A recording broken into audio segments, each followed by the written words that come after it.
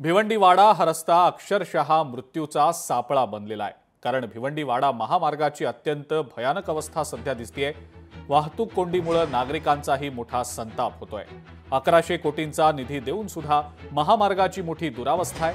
370 कोटी खर्च करून सुद्धा रस्त्यावरचे खड्डे मात्र जैसे थेच आहेत। मग निधी गेला कुठे असा सवाल आता नागरिक उपस्थित करतायत। जिजाऊ कन्स्ट्रक्शनवर कारवाई का केली गेली नाही असा संतप्त सवाल कपिल पाटील यांनी उपस्थित केलाय। आमदार शांताराम मोरे यांनी स्वतः खड्डे भरलेले।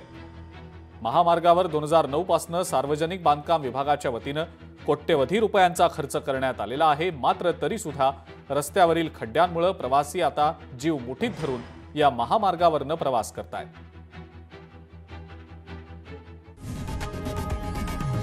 लोकशाही मराठी ऐका, पहा, जागरूक रहा।